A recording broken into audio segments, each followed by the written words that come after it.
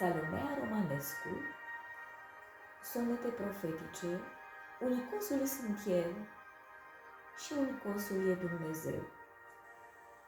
Poeme Hymns of Hermes by G.R.S. Mead. Narrated by Matthew Schmitz. The Service of Song. Clement of Alexandria tells us that the whole of the religious philosophy, that is, the wisdom, discipline, and multifarious arts and sciences of the Egyptian priesthood, was contained in the Book of Hermes, that is, of Thoth. These books, he informs us further, were classified under 42 heads and divided into a number of groups according to the various septs or divisions of the priests.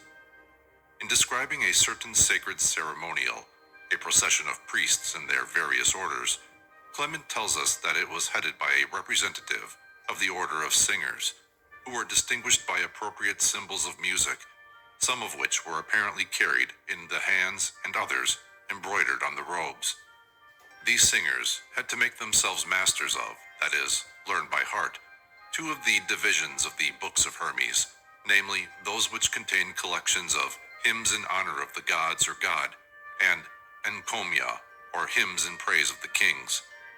Many specimens of similar hymns in praise of the gods are preserved to us in Egyptian inscriptions and papyri, and some of them are most noble outpourings of the soul in praise of the majesty and transcendency of the Supreme, in terms that they may not be unfavorably compared with similar praise-giving in other great scriptures. But alas, the hymn books of Thoth, to which Clement refers, are lost to us. He may, of course, have been mistaken in so definitely designating them, just as he was indubitably mistaken in thinking that they were collections of hymns composed by a single individual, Hermes. The grandiose conception of Thoth as the inspirer of all sacred writings and the teacher of all religion and philosophy was Egyptian and not Greek, and it was but a sorry equivalent that the Greeks could find in their own pantheon when, in the change of god names, they were forced to translate Thoth by Hermes. Thoth, as the inspirer of all sacred writings and the president of all priestly discipline, was, as Iamblichus tells us, a name which was held by the Egyptians to be common to all priests. That is to say, every priest, as priest, was a Thoth, because he showed forth in his sacred office some characteristic or other of the great priest or master hierophant among the gods whose earthly name was Thoth Tahuti.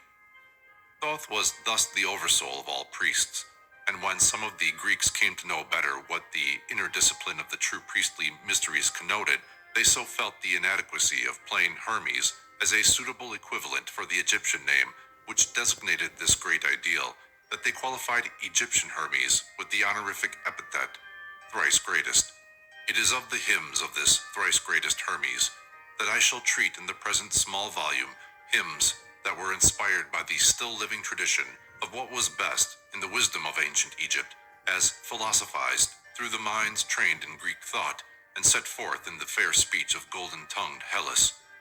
But here again, unfortunately, we have no collection of such hymns preserved to us, and all we can do is to gather up the fragments that remain, scattered through the pages of Trismegistic literature, which have escaped the jealousy of an exclusive bibliolatry.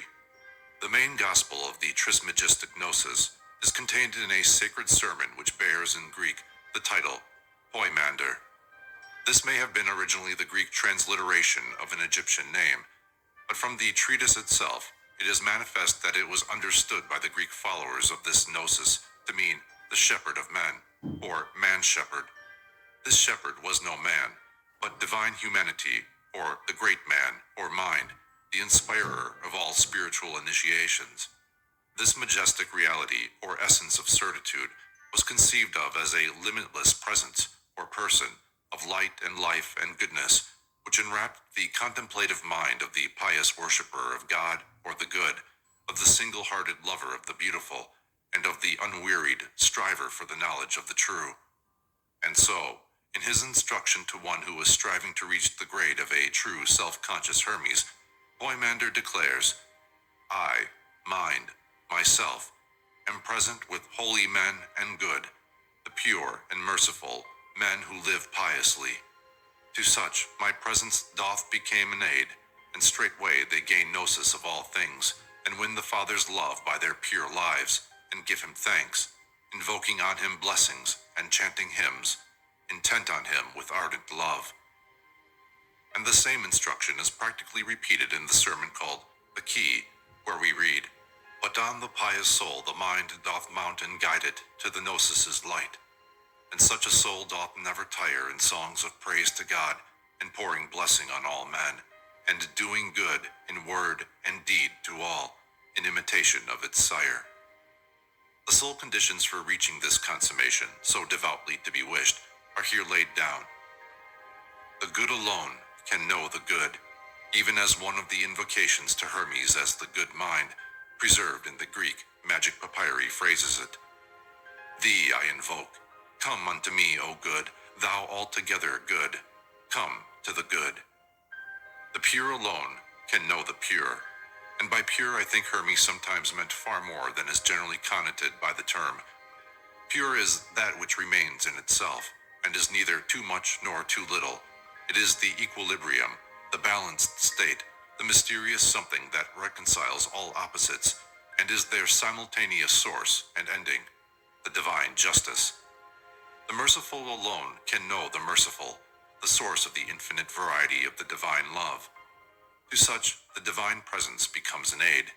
It is in the field of this good land alone, in the self-cultivated soul of the spiritual nature, the good and the pure and merciful nature of man, that the divine presence can sow the self-conscious seeds of the heavenly gnosis, so that from his virgin womb of the virtue may come to birth the true man, the child of freedom, or right will, or good will.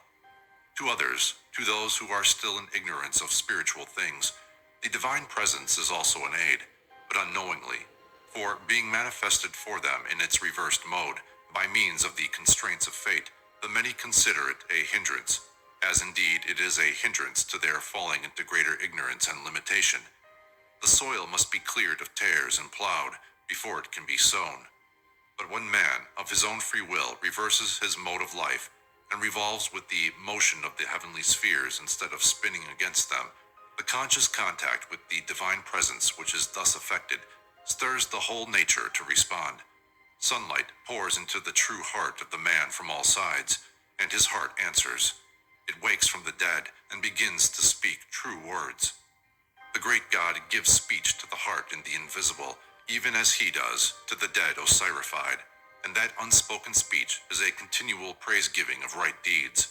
There is also a spoken speech, becoming articulate in human words in hymns of praise and thanks to God, the liturgy of a piety that answers to the divine and is thus responsible. Indeed, this is the basis of all liturgy and cult, even in their crudest forms and reflections, in the dreams of men's sleeping hearts. But the Trismegistic writings are dealing with the self-conscious realization of true Gnostic passion, where feeling has to be consciously transmuted into knowledge. The singing of hymns on earth is the reflection of a heavenly mystery. Before the man can really sing in proper tune, he must have harmonized his lower nature and transformed it into cosmos or fit order. Hitherto, he has been singing out of tune, chaotically howling, shrieking, crying, cursing, rather than singing articulately, and so offering reasonable oblations to God. The articulation of the members of his true body or heart has not yet been completed or perfected. They are still, to use the language of the ancient Egyptian myth, scattered abroad, as it were, by his typhonic passions. The limbs of his body of life are scattered in his body of death. The Isis of his spiritual nature is still weeping and mourning, gathering them together, awaiting the day of the new dawn, when the last member, the organ of Gnosis, shall complete the taxis, or order, or band of his members, and the new man shall arise from the dead. It is only when these limbs of his are harmonized and properly articulated that he has an instrument for cosmic music. It matters not whether the old myth tells us of the 14 limbs of the dead Osiris, or the later instruction speaks of the 7 spheres of the creative harmony that fashion forth the limbs of every man, and views them as each energizing in 2 modes, according as the individual will of man goes. with them, or against them. It all refers to the same mystery. Man in limitation is twofold, even as are his physical limbs. Man in limitation is twofold, even as are his physical limbs. Man in freedom, as cosmically configured, is two in one in all things. And therefore, when this change of Gnostic tendency is wrought, there is a marvelous transmutation of the whole nature. He abandons his typhonic passions, the energizings of the nature that has battled with God, in order that what the anonymous writer of that mystic masterpiece, the Dream of Ravan, so finely calls the divine catastrophe, may be precipitated, and the Titan in him may be more rapidly destroyed, or rather transmuted, into the God. For though these passions now seem to us to be of the devil, and though we look upon them as born of powers that fight against God, they are not really evil. They are the experiences in our nature of the natural energies of the divine harmony, that mysterious engine of fate, which is the sevenfold means of manifestation, according to our Trismegistic tradition. For the divine harmony is the creative instrument of the divine energy, that perpetually produces forms and substance for consciousness, and so gradually perfects a form that shall be capable of imagining forth the perfect man. The natural energies that have been hitherto working through him unconsciously, in order that through form self-consciousness may come to birth, are, however, regarded by the neophyte in the first stages of his Gnostic birth as inimical. They have woven for him garments that have brought experience, but which now seem rags that he would fain strip off, in order that he may put on new robes of power and majesty, and so exchange the sackcloth of the slave for the raiment of the king. Though the new garments are from the same yarn and woven by the energies of the same loom, the weaver is now laboring to change the texture and design. He is now joyfully learning Gnostically to follow the plan of the great weaver, and so cheerfully unravels the rags of his past imperfections, to reweave them into fine linen fit for King Osiris. This Gnostic change is in our treatise described by the great mind, teaching the little mind, as following on the stripping off of the vices of the soul, which are said to arise from the downward mode of the energies of the seven spheres of the harmony of fate. The subsequent beatification is set forth in the following graphic declaration. And then, with all the energizing of the harmony stripped from him, he cometh to that nature which belongs unto the eighth, and there with those that are hymneth the Father. They who are there welcome his coming there with joy, and he, made like to them that sojourn there, doth further hear the powers who are above the nature that belongs unto the eighth, singing their songs of praise to God in language of their own. And then they, in a band, go to the Father home. Of their own selves they make surrender of themselves to powers, and thus becoming powers, they are in God. This is the good end for those who have gained gnosis, to be made one with God.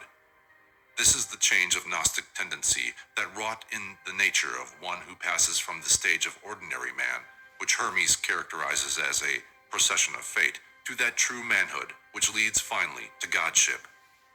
The ancient Egyptians divided man into at least 9 forms of manifestation, or modes of existence, or spheres of being, or by whatever phrase we choose to name these categories of his natures. The words clothed in his proper power refer, I believe, to one of these natures of man. Now the Sekhem is generally translated power, but we have no description of it whereby we may satisfactorily check the translation, and so I would suggest that the Kaibit, though generally translated shadow, is perhaps the mystery to which our text refers, for in the teaching of Egypt around the radiant being, perhaps the Ren, or name, which in its regenerate life could assimilate itself to the glory of the Godhead, was formed the Kaibit, or luminous atmosphere, consisting of a series of ethereal envelopes, at once shading and diffusing its flaming luster, as the Earth's atmosphere shades and diffuses the solar rays.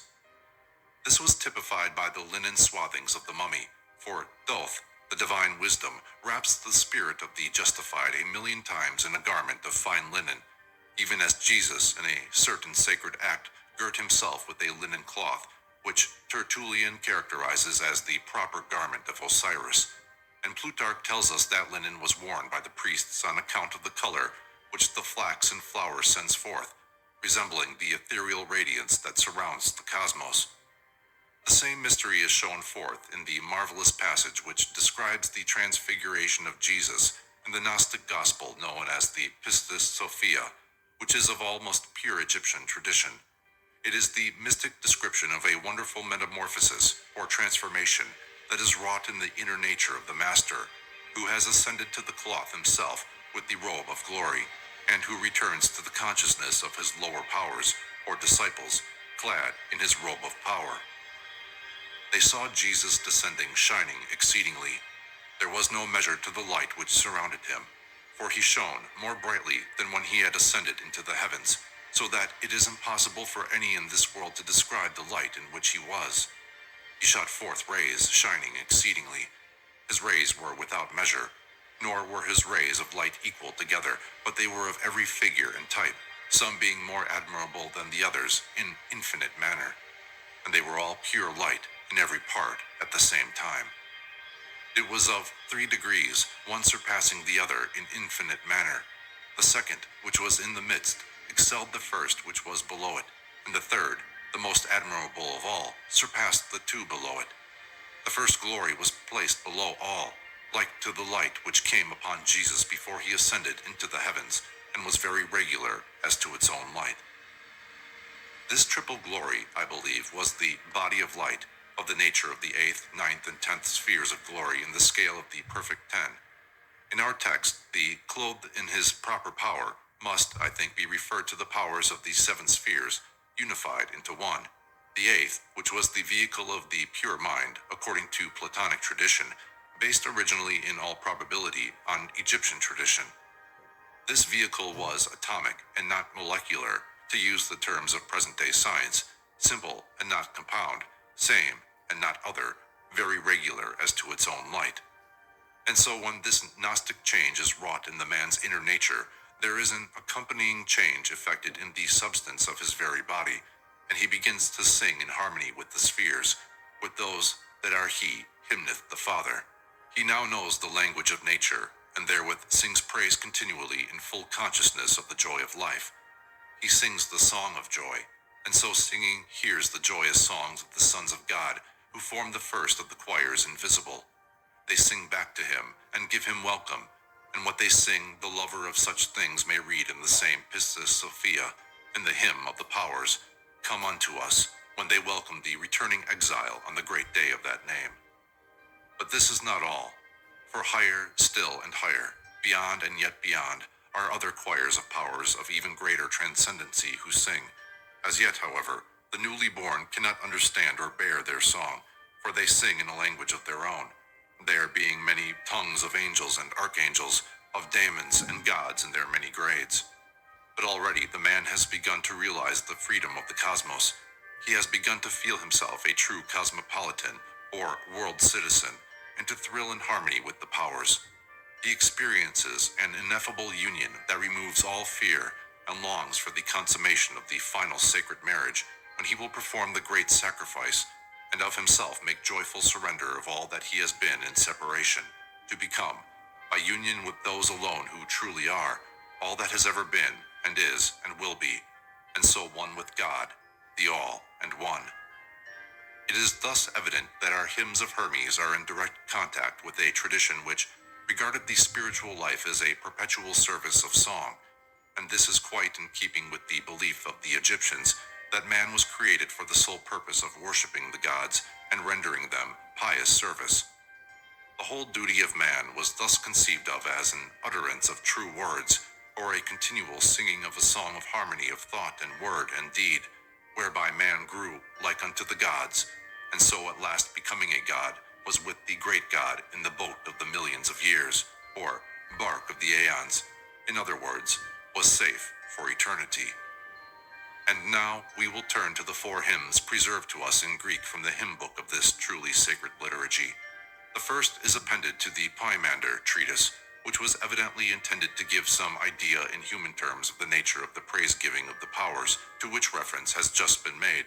For, as we shall see later on, the less instructed of the community fervently desired to have revealed to them the words of this song, thinking in their ignorance that it was some hymn resembling those of earth, and not yet understanding that it was the heavenly type of all earth praising, whether expressed by man or animal, by tree or stone.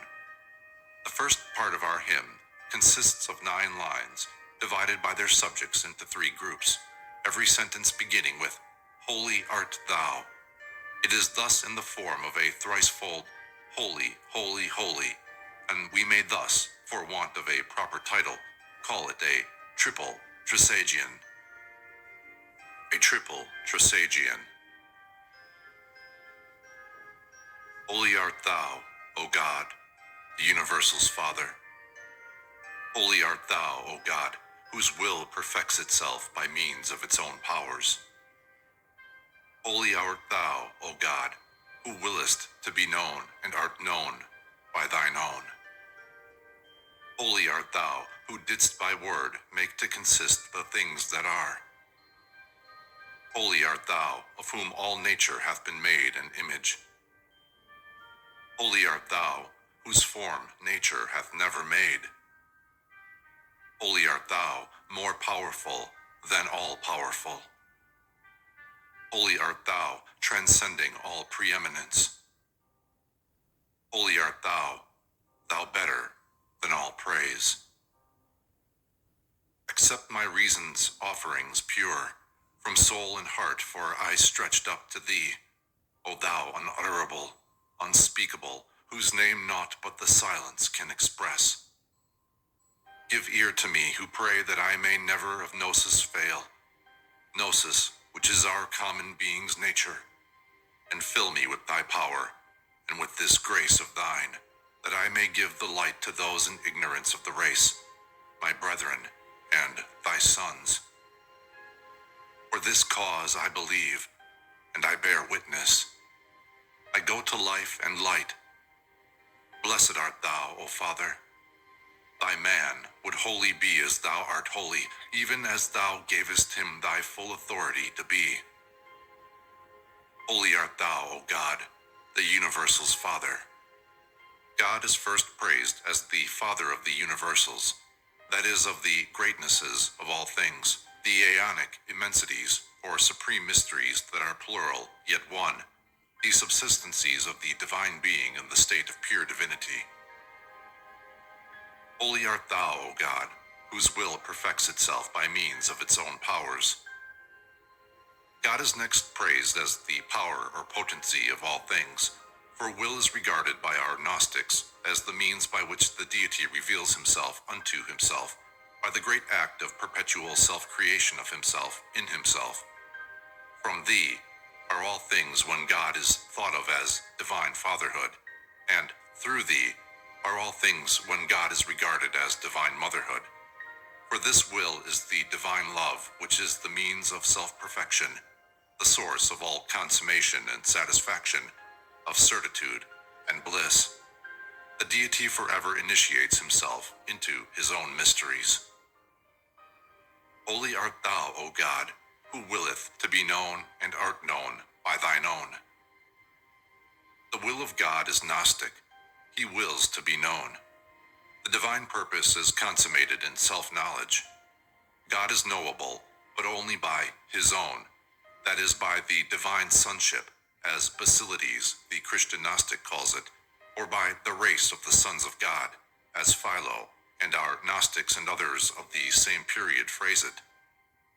The sonship is a race, and not an individual, because they of the sonship have ceased from separation, and have made surrender of themselves to powers, and thus becoming powers, they are in God. They are one with another, no longer separated one from another, and using divided senses and organs, for they constitute the intelligible word or reason, logos, which is also the intelligible world, cosmos, or order of all things.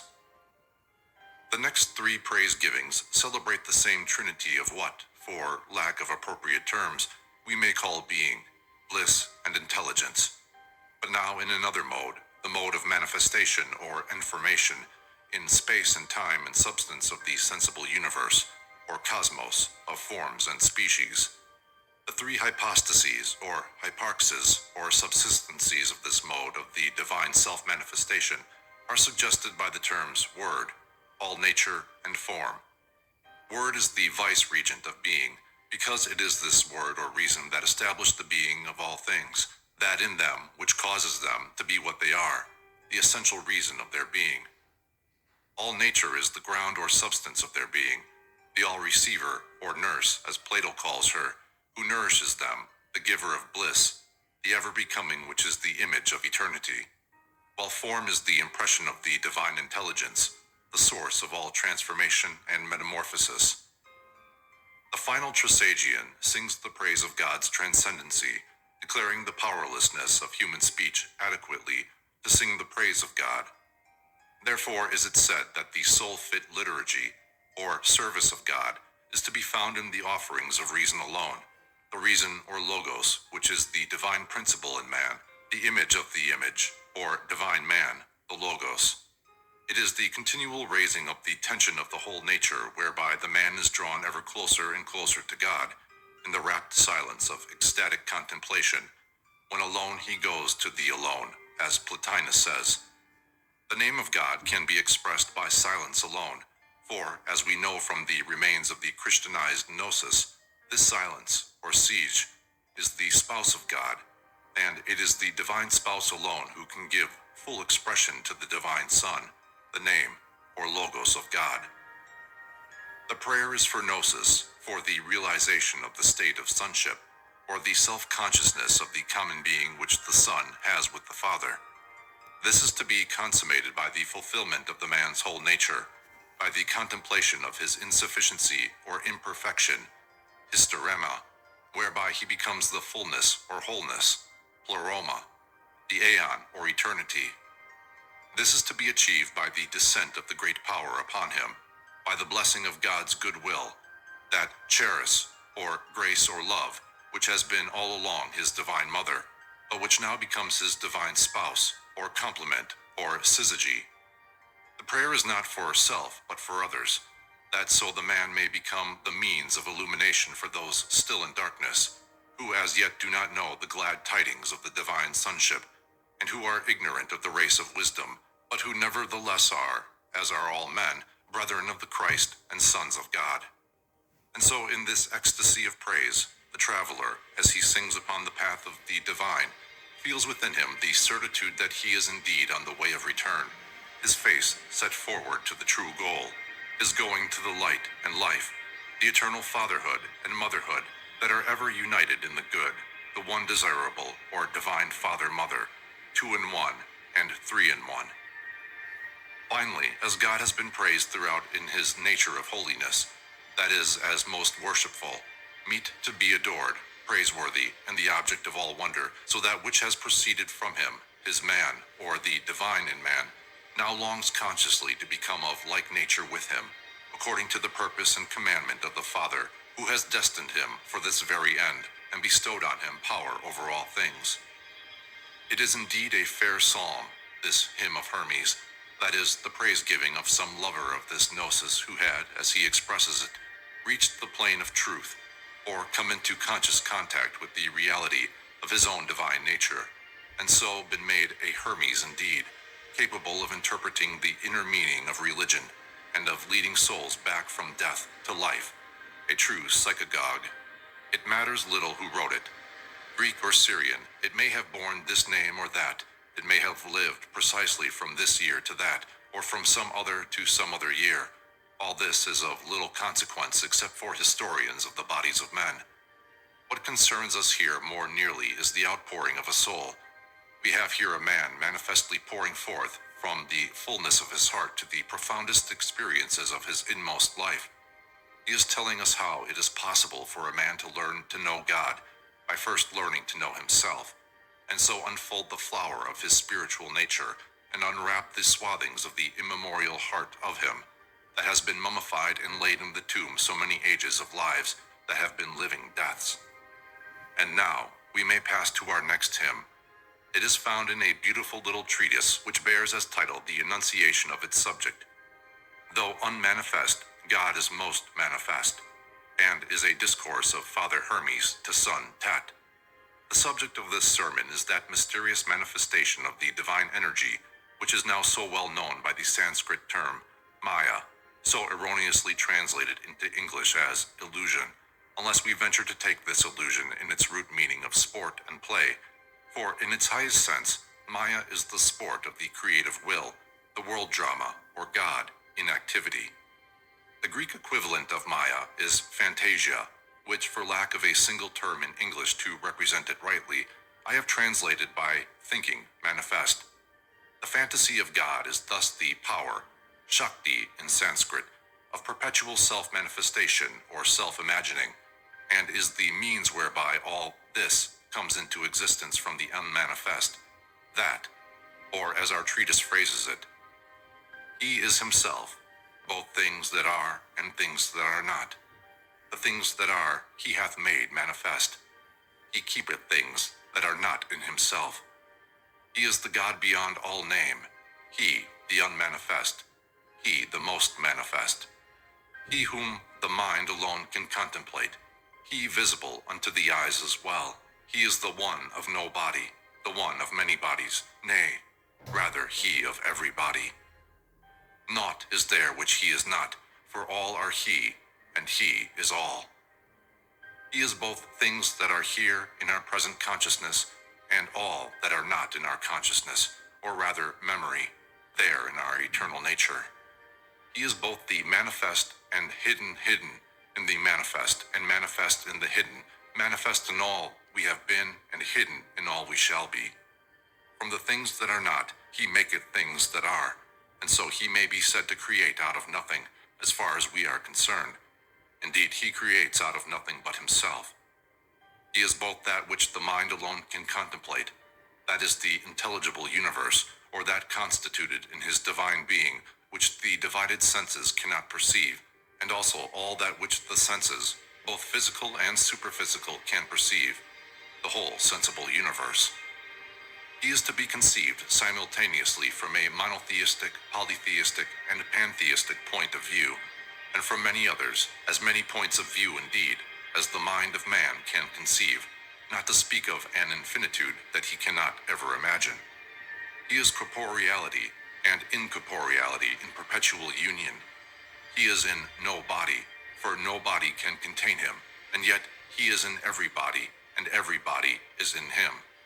Naught is there which he is not, for he is all. It is indeed difficult to understand why so many in the West so greatly dread the very thought of allowing pantheistic ideas to enter into their conception of God. This fear is in reality overdaring or rash presumption, for they have the hardihood to dare to limit the divine according to their own petty notions of what they would like God to be. And so they bitterly resent the disturbance of their self-complacency, when it is pointed out that he will not fit the miserably narrow cross on which they would fain crucify him. What right have we, who in our ignorance are but puny creatures of a day, to exclude God from anyone or anything? But they will reply, it is not God who is excluded, it is we who exclude ourselves from God. Indeed, try as we may, we cannot do so. This is the impossible, for we cannot exclude ourselves from ourselves. And who are we apart from God? Did we create ourselves? And if we did, then we are God, for self-creation is the prerogative of the divine alone. But the pious soul will still object that God is good alone. Agreed, if you will, but what is good? Is good our good only, or the good of all creatures? And if God is the good of all creatures, then equally so must he be the evil of all creatures. For the good of one creature is the evil of another, and the evil of one the good of another. And so the balance is kept even. It is a limited view to say that God is good alone, and then to define this as meaning some special form of good that we imagine for ourselves, and not that which is really good for all. For it is good that there should be such apparent evil in the universe as pantheism, and that man's notion of apparent good should so far fall short of the reality. A wise man, or rather the man who is striving after gnosis, is he who can see in the good and evil, as conceived by man, good in every evil, and evil or insufficiency in every good. But if we say with Hermes that all are he, and he is all, we do not assert that we know what this really means. We only assert that we are in this declaration face to face with the ultimate mystery of all things before, which we can only bow the head in reverent silence, for all words here fail. And so the mystic who wrote these sentences continues his meditation with a magnificent hymn expressive of the inability of the learner's mind rightly to sing God's praises, which, for lack of a better title, we may call a hymn to all Father God. A hymn to all Father God. Who then may sing thee praise of thee, or praise to thee? Whither again am I to turn my eyes to sing thy praise? Above, below, within, without? There is no way, no place is there about thee, nor any other thing of things that are. All are in thee, all are from thee. O thou who givest all and takest naught, for thou hast all, and naught is there thou hast not. And when, O Father, shall I hymn thee? For none can seize thy hour or time. For what again shall I sing him? For things that thou hast made, or things thou hast not? For things thou hast made manifest, or things thou hast concealed? How further shall I hymn thee, as being of myself, as having something of mine own, as being other? For that thou art whatever I may be, thou art whatever I may do, thou art whatever I may speak. For thou art all, and there is nothing else which thou art not. Thou art all that which doth exist, and thou art what doth not exist. Mind, when thou thinkest, and Father, when thou makest, and God, when thou dost energize, and good and maker of all things. Who is capable of singing God's praises when it comes to the whole universe of being, and the countless universes of all the beings that are, to sing the praises of God in any truly adequate manner? Who then, what man, has the understanding wherewith to praise God fitly, when, though in his separated consciousness he knows not who he is, he yet begins to realize that the who he really is must inevitably be God and no other? In what manner can the divine sing praises of itself as of some other than itself, when I and thou must essentially be one, and the utterance of praise as of some other one seems to be a departure from the blessed state of that divine intuition? Is God again to be limited by space and spatial considerations? Is there a whither in respect to God? Certainly there cannot be any special place where the divine may be said to be, for he is in all places and spaces are in him. He cannot be said to be in the heart more than in any other organ or limb of the body, for he is in all things and all things are in him. Equally so, there is no special direction in which the eyes of the mind can turn, for he is to be seen in every direction of thought in which the mind can proceed. And if we say there are evil turnings of the mind, evil thoughts, he who has experienced this change of Gnostic tendency will reply that the only evil he now knows is not to be conscious that God is in all things, and that with the dawning of this true self-consciousness, the right side of every thought presents itself with the wrong side in the joy of pure thinking. The idea of the next praise-giving is perhaps somewhat difficult to follow, as it appears to be a contradiction in terms. But in these sublime heights of human thought, all is seeming contradiction and paradox, because it is the state of reconciliation of all opposites. It might be said that if God is he who gives all things, equally so he be he who receives all things. But the antithesis can be equally well declared by the thought of all and nothing as by the idea of giving and receiving. For God manifestly takes nothing, in that he has no need of anything, seeing that he already has all things.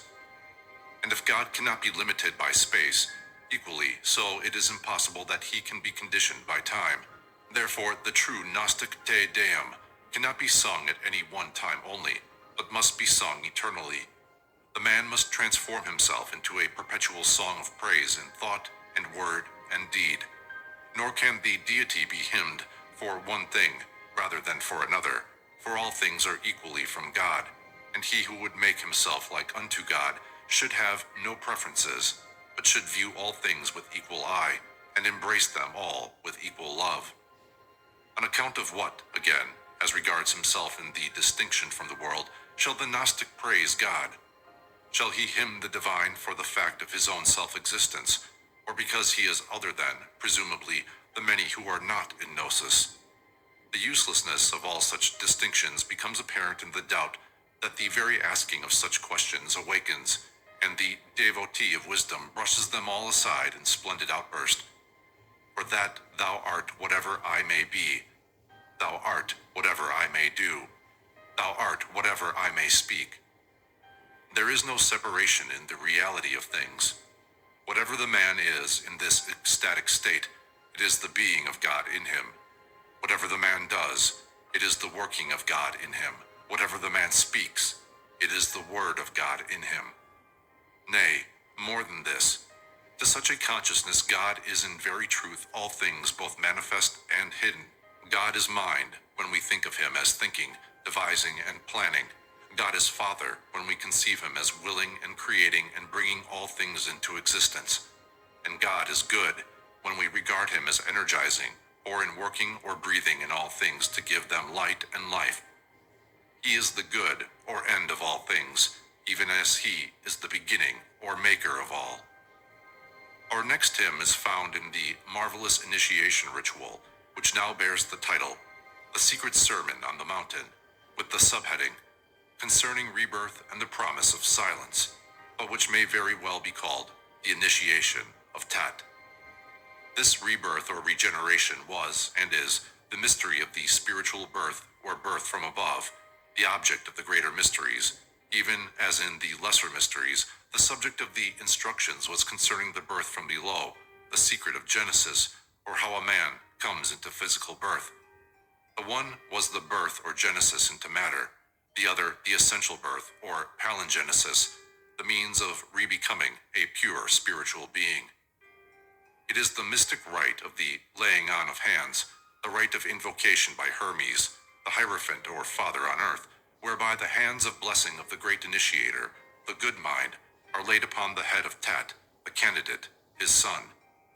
These hands of blessing are no physical hands, but powers, rays of the spiritual sun, even as they are symbolized in the well-known Egyptian frescoes of the Atum cult. Each ray is a Gnostic power, the light and virtue of which drive out the darkness of the soul's vices and prepare the way for transforming the fleshly body into the true ray-like or star-like body of God, the Ogoides or Astroides, to which we referred under its Egyptian equivalent at the beginning of this little volume. This mystic rite of Gnostic initiation brings the God in man to birth. He is at first, however, but a baby God, who as yet neither hears nor sees, but only feels. And so when the rite is duly ended, Tat begins as a great privilege to be told the marvelous song of the powers, of which he has read in his studies, and which his father, Hermes, is said to have heard when he came to the eighth sphere, or stage, in his ascent of the holy mountain, or sacred stairs. I would, O Father, hear the praise-giving with him, which thou dost say thou heardest when thou wert at the eight. In answer to Tat's request, Hermes replies that it is quite true, the shepherd, the divine mind, at his own still higher initiation into the first grade of masterhood, foretold that he should hear this heaven song, and he commends Tat for hastening to strike his tent now that he has been made pure. That is to say, the final rite of purification has now been operated in Tat. The powers of the cathartic or purifying virtues have descended upon him, so that he now has the power to strike his tent, or free himself from the trammels of the body of vice, and so rise from the tomb which has hitherto imprisoned his daemonic soul, as the Pythian oracle says of Plotinus. But, adds Hermes, it is not quite as Tat supposes. There is no one song of the powers written in human speech and kept secret, no manuscript, no oral tradition of some physically uttered hymn. The shepherd, mind of all masterhood, hath not passed on to me more than hath writ down. For full well did he know that I should of myself be able to learn all, and see all things. He left to me the making of fair things, wherefore the powers within me, even as they are in all, break into song. The song can be sung in many modes and many tongues, according to the inspiration of the illumined singer. The man who is reborn becomes a psalmist and a poet, for now he is turned in harmony with the great harmony, and cannot do otherwise than sing God's praises. He becomes a maker of hymns, and is no longer a repeater of the hymns of others. But Tat persists. His soul is filled with longing to hear some echo of the great song. Father, I wish to hear. I long to know these things. And so Hermes is at last persuaded and proceeds to give him a model of such praise-giving, which he now can use in substitution for the prayers he has previously employed, and which were more suited to one in the state of faith. Hermes bids Tat calm himself, and so await in reverent silence the hearing of the potent theurgic outpouring of the whole nature of the man in praise of God, which shall open a path throughout all nature straight to the divine. This is no ordinary hymn of praise, but a theurgic operation or Gnostic act. Therefore, Hermes commands, "Be still, my son. Hear the praise-giving that keeps the soul in tune. Hymn of rebirth, a hymn I would not have thought fit so readily to tell, hadst thou not reached the end of all. Not, of course, the end of all gnosis, but the end of the probationary path of purification and faith, which is the beginning of the gnosis. Such hymns were taught only to those who had been made pure, not to those who were slaves of the world, or even to them who were still struggling with their lower vices, but only to those who had got themselves ready and made the thought in them a stranger to the world illusion. Wherefore, says Hermes, this is not taught, but is kept hid in silence. It is a hymn that must be used ceremonially at sunrise and sunset. Thus then, my son, stand in a place uncovered to the sky, facing the west, about the sinking of the setting sun, and make thy worship. So in like manner too, when he doth rise, with face unto the east. And for those who cannot perfect the right on all planes, let them stand naked, with all the garments of false opinion stripped from them, naked in the midst of high heaven's clear sphere, facing straight with the spiritual sun, or the eye of the mind that illuminates the great sphere of our spiritual nature in stillness of the purified intelligence. And so Hermes, before he sings what is called the secret hymnody, once more utters the solemn injunction. Now, son, be still. The secret hymnody. Let every nature of the world receive the utterance of my hymn. Open, thou earth. Let every bolt of the abyss be drawn for me. Stir not, ye trees. I am about to hymn creation's Lord, both all and one. Ye heavens open, and ye winds stay still, and let God's deathless sphere receive my word. For I will sing the praise of him who founded all, who fixed the earth, and hung up heaven, and gave command that ocean should afford sweet water to the earth, to both those parts that are inhabited, and those that are not, for the support and use of every man, who made the fire to shine for gods and men for every act. Let us together all give praise to him, sublime above the heavens, of every nature, Lord. 'Tis he who is the eye of mine. May he accept the praise of these my powers. Ye powers that are within me, hymn the one and all, sing with my will, powers all that are within me. O blessed Gnosis, by thee illumined, hymning through thee the light that mind alone can see, I joy in joy of mind. Sing with me praises, all ye powers. Sing praise, my self-control. Sing thou through me my righteousness, the praises of the righteous. Sing thou my sharing all, the praises of the all. Through me sing truth, truth's praises. Sing thou, O good, the good, O life and light, from us to you our praises flow. Father, I give thee thanks, to thee thou energy of all my powers. I give thee thanks, O God, thou power of all my energies. Thy reason sings through me thy praises. Take back through me the all into thy reason, my reasonable oblation. Thus cry the powers in me, they sing thy praise, thou all. They do thy will, from thee thy will, to thee the all. Receive from all their reasonable oblation, the all that is in us, O life, preserve. O light, illumine it, O God, inspirit it. It is thy mind that plays the shepherd to thy word, O thou Creator, bestower of the Spirit upon all. For thou art God, thy man thus cries to thee, through fire, through air, through earth, through water, and through spirit, through thy creatures. 'Tis from thy aeon I have found praise-giving, and in thy will, the object of my search, have I found rest.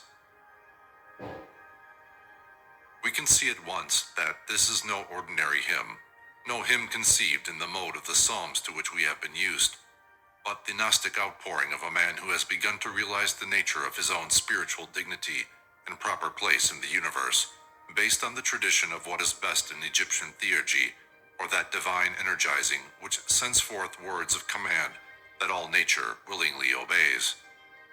He is about to utter words that are true, words that from the true ego go unto the true, without let or hindrance. Every nature will therefore receive such words and hand them on.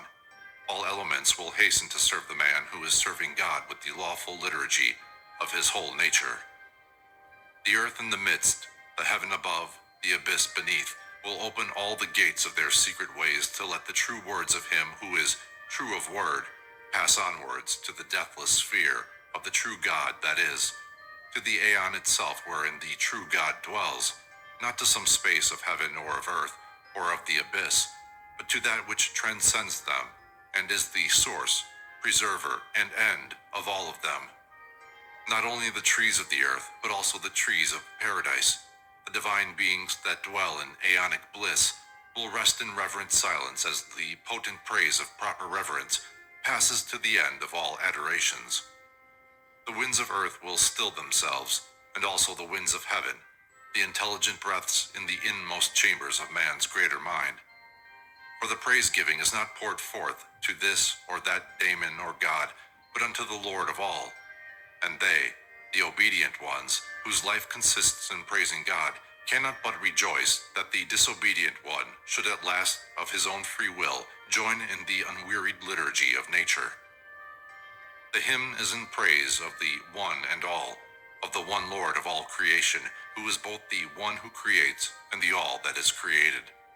It is a hymn sung in harmony with the liturgy, or service of praise, of the four great primal natures, the cosmic elements of earth and air and water and fire, Father Heaven and Mother Earth, Father Fire and Mother Ocean. The man sings with them the glory of their common Lord, the eye of mind, that is, the mind, the true spiritual sun, whose eyes are the countless suns in space. This true sun is the true light, the light that mind alone can see. The little mind of man, now illumined by the light of Gnosis, becomes the nature of the great mind, and so a prismatic trinity of good and light and life, through which the all-brilliancy of the one and all shines forth in a septenary of powers or virtues. These powers are, with one exception, given in our hymnody in the exact classification in which they stand in the text of the mystic rite, namely, gnosis, joy, self-control, continence, righteousness, sharing with all, and truth, which severally drive out not knowing, sorrow, intemperance, desire, unrighteousness, avarice, and error. And with the coming of truth the measure of the good is filled full, for unto truth is joined good and life and light. The nature of the persons of the latter Trinity is still further revealed, and the transmutability of these hypostases, by praising God as the energy of all powers and the power of all energies, that is, as light and life again, light the masculine energizer, and life the feminine nourisher, the father-motherhood of God, the good, the logos or reason of all things. And so the Gnostic psalmist at last resolves his praise-giving into the offering of a reasonable oblation, which, in final analysis, is the song of the Logos, the reason, the Son of God, the alone begotten, singing through the whole nature of the man, and refunding the cosmos which is himself into the source of his being. It is the consummation of the great return. The will of God is now the sole will of the man. From thee, thy will, to thee, the all. That is, from thee proceeds thy will. Thou art the source of thy will, thy desire, thy love, and thy will is thy spouse, through whom are all things, the whole universe. Thy alone begotten, whose end also as well as beginning is thyself, for he is thyself eternally. Or as another mystic hymn of the period phrases it, from thee is Father, and through thee is Mother, to which we may add, and to thee is Son. And so the hymn singer continues with his reasonable oblation, the offering of his true self, the Logos within him, of his angel that perpetually beholds the face of the Father, praying that his whole cosmos, the whole that there is of him, may be preserved or saved by life, the Mother, illumined or irradiated by light, the Father, and inspirited or inspired or spiritualized by the great breath of God that eternally and simultaneously outbreathes and inbreathes. For the man is now no longer a single letter or a procession of fate, but a true name, a free man, a word of God, a proper cosmos, ordered in due and lawful harmony by conversion of self-will into a willing union with God's will. And of that word, or God, or angel, the shepherd or feeder, he who gives the divine nectar or spiritual food by which that word is nourished, is the great mind, or light, or illuminator, the twin of the great soul, or saving life, the inspirer and preserver, both of which are bestowed upon us by God the Creator. The man has now become a man, a word, a true being of reason, whose energy is expressed in living ideas that can be impressed upon the souls and minds of men, and lived out in a life of example. From an imperfect man he has become a perfect cosmos, or order, or harmony, and thus he can make his own purified natures sing together with the great elements and the quintessence of all of them, which is the spirit or breath of God, the Atman of Indian theosophy.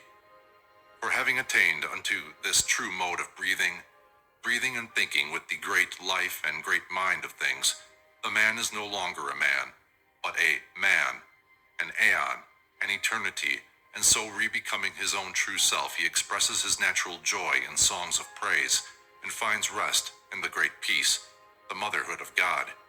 He is born anew, a child Christ, and, as he grows in stature towards full manhood, so will she, who has hitherto been his mother, refreshed with the eternal youth of the gods, change from mother into spouse.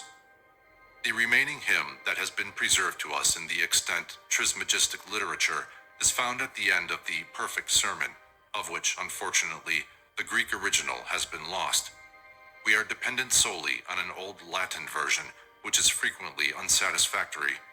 This sermon is by far the longest of our extant Trismegistic logoi. The introduction informs us that Hermes and Asclepius and Tat and Ammon are gathered together in the Aditum, or holy place. There the three disciples reverently listen to their master, who delivers a long instruction of the Gnosis, with the purpose of perfecting them in the knowledge of spiritual things. The discourse is, therefore, rightly called the perfect sermon, or the sermon of initiation. Asclepius, Tat, and Ammon stand for three types of disciples of the Gnosis, three natures of man. Asclepius is the man of intellect, skilled in the knowledge of the schools, of the arts, and sciences of the day. Tat is intuitional rather than intellectual. He is young compared with Asclepius. Nevertheless, it is he who succeeds Hermes as teacher, when Hermes is taken to the gods, for he has the spiritual nature more strongly developed than Asclepius, so that he can soar to greater heights of illumination. Ammon is the practical man of affairs, the king, the doer, not the scientist or the mystic. It would, however, be a mistake to keep these types too clearly distinguished in our mind, for mystically, all three are in each of us, and the true illumination of our threefold nature depends upon the brotherly love of the three disciples, James, John, and Peter, who must each complete each other, and subordinate themselves to one another, and vie with one another in love of their teacher, the purified mind, or Hermes, through whom alone the instruction of the great mind, the shepherd, can as yet come to them. And so we find the conditions of right contemplation dramatically set forth in the last sentence of the introduction of the sermon in the words, "When Ammon too had come within the holy place, and when the sacred group of four was now complete with piety and with God's goodly presence, to them, sunk in fit silence reverently, their souls and minds pendant on Hermes' lips, thus love divine began to speak." This love divine is that same presence, the highest mind, or shepherd of men, which illumines Hermes, or the higher mind within us, directly. But these immediate living words of power have to be passed on in human words to the three natures of our lower mind, the Asclepius and Tat and Ammon, in us, who are the learners and hearers. After the instruction is ended, and they have come forth from the holy place, the narrative tells us that they turned their faces towards the setting sun before uttering their hymn of praise. That is to say, mystically, the mind ceasing from contemplation, in which the outward energies have been caught up to the heights, or turned within, and stilled by the higher in the intercourse of love that has been blessed with the presence of the divine. These energies, before betaking themselves to their appointed separate tasks, all unite in a hymn of praise, with their eyes still turned to the now apparently departing glory of the setting spiritual sun. Hereupon, the knower of forms in us, the Asclepius, who is wise in the sciences and arts and ceremonies, proposes to Tat, in whispered words, that they suggest to their father Hermes that they should say their prayer to God, with added incense and with unguents. This is the suggestion of the mind that still clings to outward forms, the ritualist, but Hermes recalls them to the Gnostic nature of their spiritual cult, whom when thine greatest heard, he grew distressed and said, "Nay, nay, Asclepius, speak more propitious words, for this is like to profanation of our sacred rites, when thou dost pray to God, to offer incense and the rest. For naught is there of which he stands in need, in that he is all things, and all are in him. But let us worship, pouring forth our thanks, for this is the best incense in God's sight when thanks are given to him by men." And so they begin their praise-giving, which, for lack of a better title, we may call a hymn of grace for Gnosis. A hymn of grace for Gnosis. We give thee grace, thou highest and most excellent, for by thy grace we have received the so great light of thy own Gnosis. O holy name, fit name to be adored, O name unique, by which God only must be blessed through worship of our Sire, of thee who deignest to afford to all a father's piety, and care, and love, and whatsoever virtue is more sweet than these, endowing us with sense, and reason, and intelligence. With sense that we may feel thee, with reason that we may track thee out from appearances of things, with means of recognition that we may joy in knowing thee. Saved by thy power divine, let us rejoice that thou hast shown thyself to us in all thy fullness. Let us rejoice that thou hast designed to consecrate us, still entombed in bodies, to eternity. For this is the sole festival of praise worthy of man, to know thy majesty. We know thee, yea, by the single sense of our intelligence, we have perceived thy light supreme, O thou true life of life, O fecund womb that giveth birth to every nature.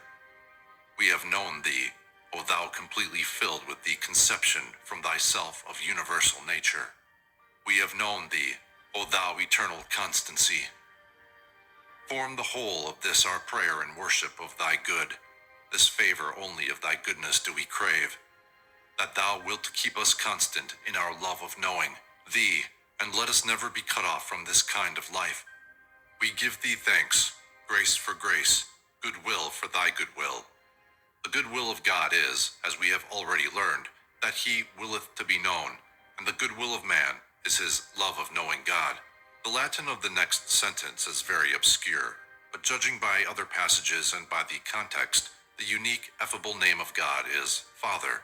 The worship of God as Father is true religion, piety, and love, since these are the natural expressions of thanks to God, in that it is He who pours out on us the treasures of His piety and care, religio in Latin, and love, though indeed all of these words really fall short of expressing this divine of efficacia, or power of giving utter satisfaction of God. For He alone gives without stint, in that He bestows His fullness upon us.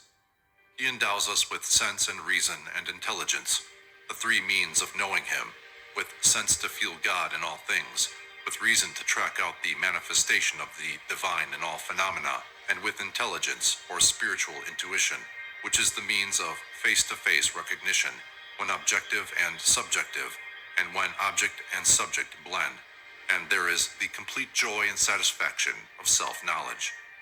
The power of God is the will of God, the good will, whereby He willeth to be known, that is to say, the purpose of which is gnosis, and this brings joy and rejoicing, for it is the manifestation of God to man in all His fullness, that is to say, the manifestation of the pleroma, the intelligible cosmos, or God in the nature of His alone begotten Son. The holy four sing with joy in that they have been made holy, hallowed as priests of the Most High, while still in the tomb of the body, and so their very bodies have been consecrated as fit temples of the Son of God, the aeon, or eternity.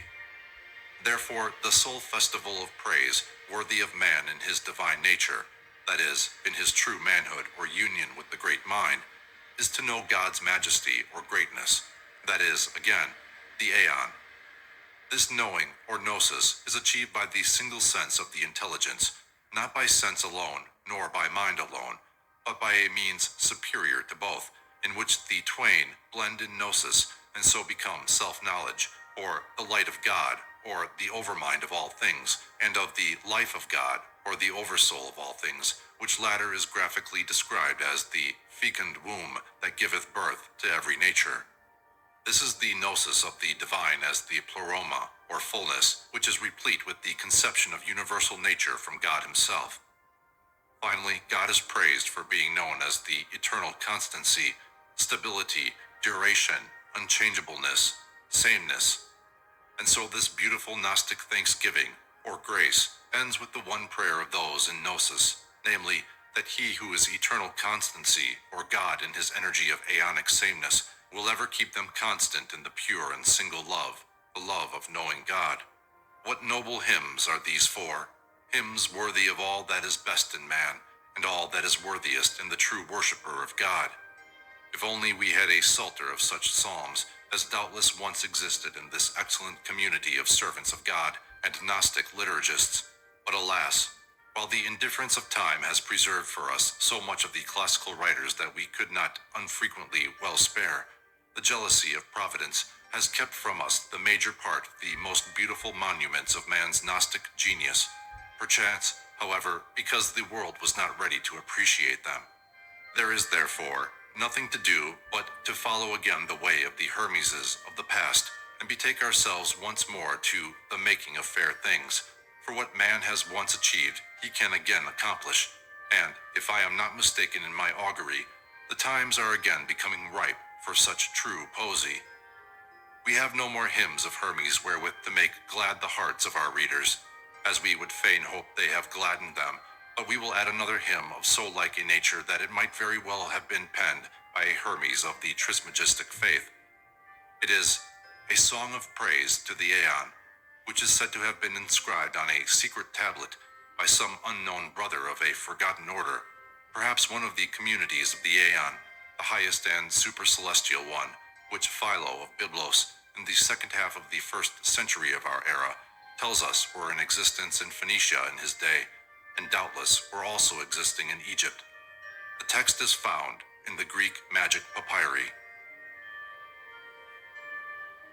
A song of praise to the Aeon. Hail unto thee, O thou all cosmos of ethereal spirit. Hail unto thee, O Spirit, who doth extend from heaven to earth, and from the earth that's in the middle of the orb of cosmos to the ends of the abyss. Hail unto thee, O Spirit, who doth enter into me, who clingeth unto me, or who doth part thyself from me according to the will of God, in goodness of his heart. Hail unto thee, O thou beginning and thou end of nature, naught can move. Hail unto thou, thou liturgy unweariable of nature's elements.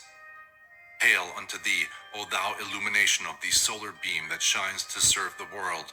Hail unto thee, thou disk of the night-shining moon that shines unequally.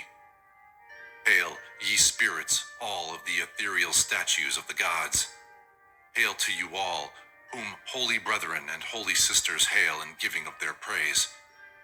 O Spirit, mighty one, most mighty circling and incomprehensible configuration of the cosmos, hail, celestial, ethereal, inter-ethereal, water-like, earth-like, fire-like, air-like, like unto light, to darkness-like, shining as do the stars, moist, hot, cold Spirit.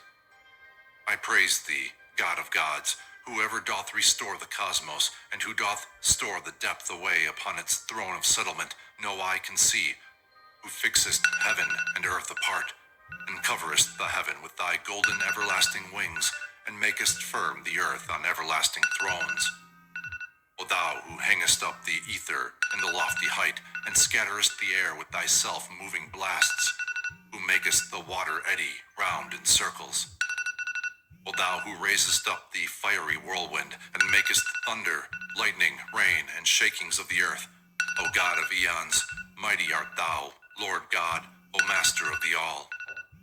The aeon is the invisible intelligible cosmos, the all-cosmos of ethereal spirit or quintessence, as distinguished from the sensible cosmos of the four great elements, pure fire and air and water and earth, and not our mixed elements.